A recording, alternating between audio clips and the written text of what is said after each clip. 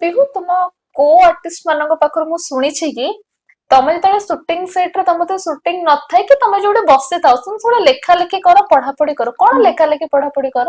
ଆ ମତେ ଭଲ ଲାଗେ ଛୋଟ ଛୋଟ କୋଟେସନ ଲେଖିବା ପାଇଁ, ନହେଲେ କିଛି ଗୋଟେ ଷ୍ଟୋରି ମନେ ପଡିଲେ ତାକୁ ମୁଁ ୱାନ୍ ଲାଇନରେ ଲେଖିଦିଏ।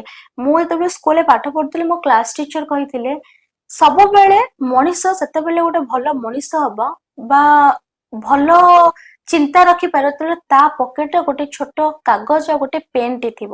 ସବୁବେଳେ ତମ ପାଖରେ ସାଧା କାଗଜ ଆଉ ଗୋଟେ ପେନ୍ ରଖୁଥିବ, ତାହେଲେ ତମେ ସବୁବେଳେ ଫିଲ୍ କରିବ ମୁଁ ଆଜି ବି ବୟସରେ ଯଦି ବୃଦ୍ଧ ହେଇଯାଇଛି କିନ୍ତୁ ମୋ ଭିତରେ ଆଜି ଛାତ୍ର ବା ଛାତ୍ରୀ ହବାର ସେ ମନୋବୃତ୍ତି ଟା ଅଛି। ମନୋବୃତ୍ତି ଟା ଅଛି। ତ ନିଜକୁ ସତେଜ ରଖିବା ପାଇଁ ଗୋଟେ ପେନ୍ ଆଉ କଲମ, ସରି କଲମ ଆଉ କାଗଜଟେ ଦରକାର।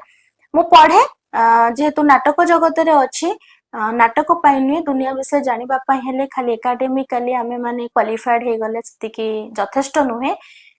ବହୁତ ଜିନିଷ ପଢିବାକୁ ଏଥିପାଇଁ ପଡେ, କିଛି ଶବ୍ଦ ରଖିଲେ ହିଁ ମୁଁ ଗୋଟେ ବାକ୍ୟ ତିଆରି କରି ଆପଣ ମାନଙ୍କ ସହିତ କଥା ହେଇପାରିବି, କିଛି ଲୋକଙ୍କ ପାଖରେ ମୁଁ ପହଞ୍ଚି ପାରିବି, ଦୁନିଆ ବିଷୟରେ ଜାଣିପାରିବି। ନିଜକୁ ଅପଡେଟ ବା ଏକ୍ସେଲ କରିବା ପାଇଁ ଆମକୁ ବହି ପଢିବା ନିହାତି ଦରକାର।